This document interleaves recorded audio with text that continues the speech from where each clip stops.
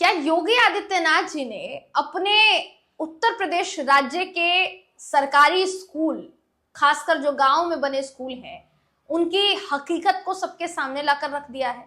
क्या सरकारी स्कूलों की हालत जो है वो विधानसभा में बयां हो गई है? दोस्तों, उत्तर प्रदेश में विधानसभा का बजट सेशन शुरू हो चुका है और इस सेशन शुरू होने के पहले दिन ही इतना हंगामा हुआ है कि हर तरफ उत्तर प्रदेश का विधानसभा बजट सत्र फिलहाल के लिए चर्चा का विषय बना हुआ है। लेकिन योगी आदित्यनाथ जी ने भाषाओं को लेकर या एक समुदाय पर जो आरोप लग रहा है उनके ऊपर कि एक समुदाय पर उन्होंने टीका टिप्पणी की है, आखिर क्या टिप्पणी की है, आखिर क्या कहा है, जिस पर हर तरफ बवाल मचा हुआ है, बताएंगे आपको इस खबर में। आखिर तक इस वीडियो को जरूर देखिएगा। दोस्तों नमस्कार, मेरा नाम है जयंती झा और आप देख रहे हैं न्यूज सर्कल। दोस्तों, फिलहाल के लिए उत्तर प्रदेश में थोड़े समय तक आप कह सकते हैं कि एक वीडियो चर्चा का विषय बना रहेगा, या कह लीजिए कि शायद हो सकता है कि उत्तर प्रदेश विधानसभा के अभी तक के इतिहास में किसी ने भी विधानसभा के अंदर खड़े होकर धर्म के नाम पर ऐसे शब्दों का इस्तेमाल ना किया हो जिस तरीके के शब्दों का इस्तेमाल उत्तर प्रदेश के मुख्यमंत्री योगी आदित्यनाथ जी ने किया है। मैं बिना देर किए सबसे पहले तो आपको ये वीडियो दिखाना चाहती हूँ जिस पर आपत्ति जताई जा रही है। उसके बाद अगर आपको समझ ना आया कि योगी आदित्यनाथ जी क्या कह रहे हैं तो आपको संक्षेप में बताएंगे कि उन्होंने क्या कहा है, वर्ड टू वर्ड बताएंगे, मगर उससे पहले आप ये वीडियो देखिए। जब आगे अपने बच्चों को भेजेंगे इंग्लिश पब्लिक स्कूल में और दूसरों के बच्चों को बोलेंगे कि गांव के उस विद्यालय में पढ़े जहां संसाधन भी नहीं है, ये दोहरा आचरण और जाकी रही भावना जैसी प्रभु मोर की देखी तेरे जैसी यह आचरण आप लोगों का है। तो जैसा आपने देखा, योगी आदित्यनाथ जी ने कहा कि स्कूलों की क्या हालत है। दरअसल मुद्दा शुरू होता है भाषाओं को लेकर। एक प्रस्ताव जो है सदन के पटल पर रखा जाता है और इस फैसले में एक तरीके से कहा जाए तो योगी सरकार की तरफ से ये सदन के पटल पर रखा गया, सामने रखते हुए कहा गया कि सदन में जितने भी लोग हैं उनकी अलग अलग भाषाएं हैं। कोई अवधी बोलता है, कोई बुंदेलखंडी बोलता है, कोई भोजपुरी बोलता है, किसी को अंग्रेजी भाषा में ज्यादा कंफर्टेबल है बोलने के लिए। तो ऐसे लोग जो अपनी क्षेत्रीय भाषा बोल रहे हैं या जिनको अंग्रेजी में बोलना है, अपनी बात रखनी है, उनको उन भाषाओं में उनकी बात रखने का अधिकार मिलना चाहिए। ये सदन के पटल पर रखा गया और कहा गया।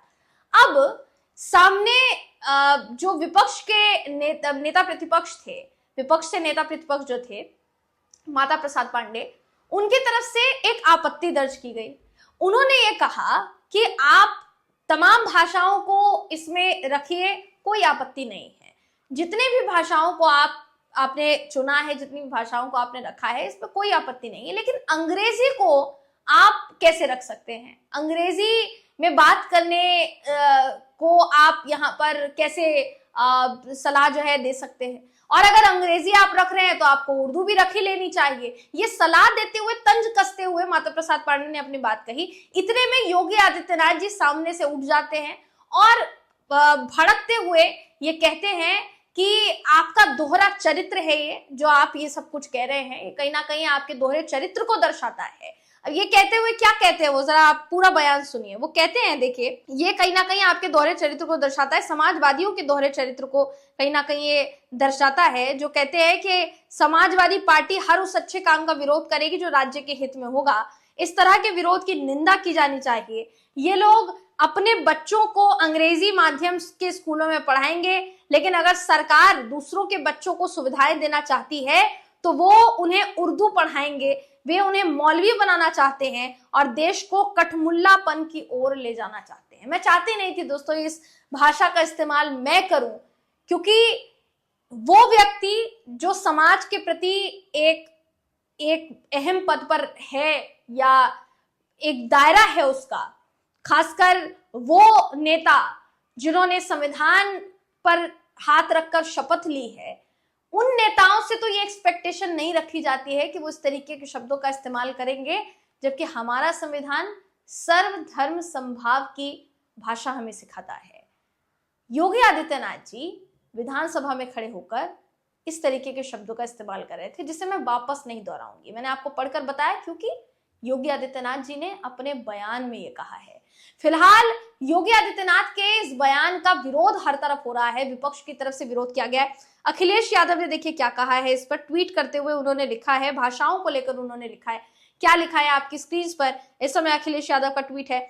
लिखते हैं, दूसरों पर भाषागत प्रहार करके समाज में भेद उत्पन्न करने वालों में अगर क्षमता हो तो यूपी में ऐसे वर्ल्ड क्लास स्कूल विकसित करके दिखाएं कि लोग बच्चों को पढ़ने के लिए बाहर ना भेजें।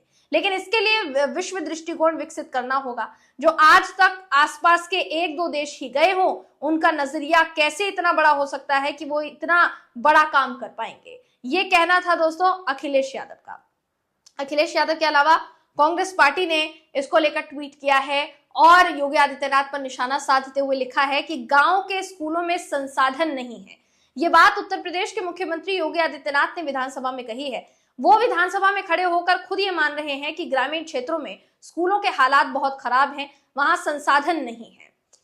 यही वजह है कि लोग अपने बच्चों को प्राइवेट स्कूल में पढ़ाने को मजबूर हैं, क्योंकि सरकारी स्कूलों में न शिक्षक है, न संसाधन है और न पढ़ने का बेहतर माहौल। ये बीजेपी की डबल इंजन सरकार का रिपोर्ट कार्ड है, जिसे सीएम योगी विधानसभा में खड़े होकर पेश कर रहे हैं। अनजाने में सामने आया ये वो स्याह सच है जो बीजेपी सरकार के डकारेपन को उजागर करता है। आगे ये भी लिखा है कांग्रेस ने कि सीएम योगी से बस इतना कहना है कि जब आपने सच कबूल कर ही लिया है तो गांव में स्कूलों की स्थिति सुधारने के लिए काम कीजिए।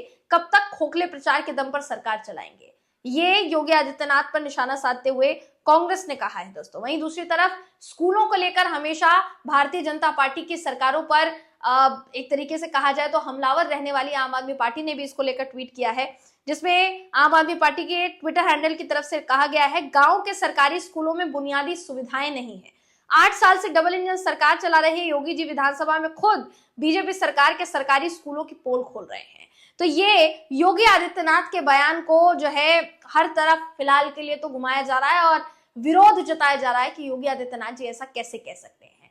स्कूल को लेकर उन्होंने जो कहा वो तो आपत्तिजनक था ही दोस्तों, क्योंकि कहीं ना कहीं आप एक तरीके से कह सकते हैं वो ये जाहिर कर रहे हैं कि सामने वाला अगर गांव के स्कूलों में पढ़ने देना चाहता है या आम जनता को कहा जाता है कि आप अपने बच्चों को स्कूलों में डालिए, गांव के स्कूलों में डालिए, तो गांव के स्कूलों की हालत इतनी बेहतर बनाइए ना कि कोई भी अपने बच्चे को उस स्कूल में डालने से पहले 10 बार ना सोचे। उसमें ऐसी सुख सुविधाएं हो कि हर माँ बाप अपने बच्चों को शिक्षित बनाने के लिए, प्रशिक्षित बनाने के लिए उस गांव के स्कूल में भेजे।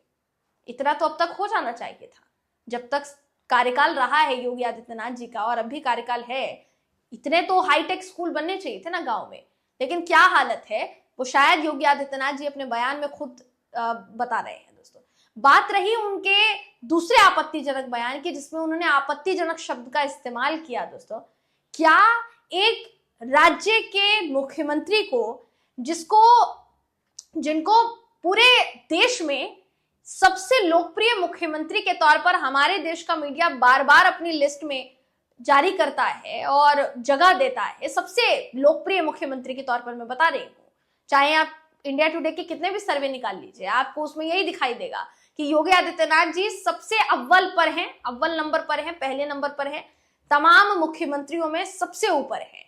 वो योगी आदित्यनाथ जी खड़े होकर विधानसभा में ये कहते हैं कि आप क्या बनाना चाहते हैं, बच्चों को मौलवी बनाना चाहते हैं क्या? और उसके बाद जो शब्द इस्तेमाल उन्होंने किए वो जैसा मैंने कहा, मैं दोहराना नहीं चाहूंगी। क्या एक राज्य के मुख्यमंत्री को इस तरीके की भाषा का इस्तेमाल, वो भी विधानसभा में करना, क्या ये शोभा देता है दोस्तों? आपकी राय हमें कमेंट करके जरूर बताइएगा। अगली वीडियो में आपसे फिर मुलाकात होगी, तब तक के लिए नमस्कार।